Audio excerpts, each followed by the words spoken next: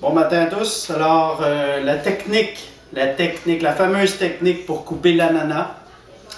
Alors, premièrement, il faut le choisir et le couper au bon moment. Pour le choisir, il faut le palper à l'épicerie pour être sûr qu'il n'y a pas des points mous. Ce qui fera en sorte que le point mou va grossir, il va être pire, c'est pas bon. Deuxième chose, la technique de la feuille. Quand vient le temps de choisir le moment pour couper l'ananas, la fameuse technique de grand-mère, quand la feuille s'arrache en haut, ce n'est pas bon. Parce qu'elle s'arrache même quand il n'est pas mûr. La vraie technique, si mon caméraman peut s'approcher, on va la voir. Alors, on voit ici, si on voit de proche, les petites veines entre les genres de losanges de l'écorce deviennent jaunes. On voit le fond de l'ananas. Et mon Dieu, ça sent bon. C'est bon les ananas. Ça fond entre les dents, c'est épatant. Ils sont bons. Ils sont doux. Ils ont du poil sur le dos. C'est fou les ananas. Quand on en mange, on en prend vite le goût. Chanson de Lison. C'est terminé. Alors, passons à la coupe. L'arme de prédilection, le couteau à pain. Très important, le couteau à pain. Alors, celui-là, il n'est pas prêt. On va procéder avec celui qui est prêt. L'important, on commence en lui tranchant la tête, bien sûr, comme un ennemi. On coupe le commandement. Après ça, on s'attaque au reste des troupes. On coupe la base. Et après ça, ici, c'est pas important. Des fois, on voit que ça a une drôle de couleur. Là. C'est pas important, c'est le cœur. On ne le prendra pas de toute façon. Bien stable. On commence et on épluche une mince couche d'écorce, comme cela. Et là, ça nous permet de voir les petits points, ce que certains appellent les yeux de l'ananas.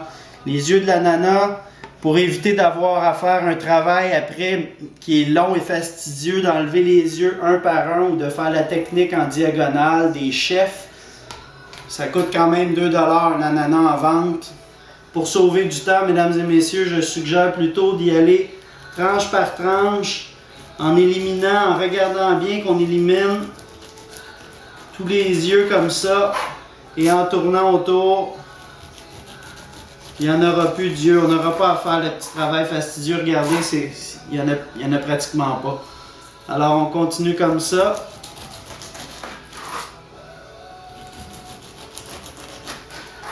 En prenant bien soin de toujours regarder pour couper les yeux qui sont sur le bord de la coupe de la tranche qu'on est en train de faire. C'est sûr qu'il y en a qui vont apparaître sur la prochaine tranche, mais on les coupe au fur et à mesure.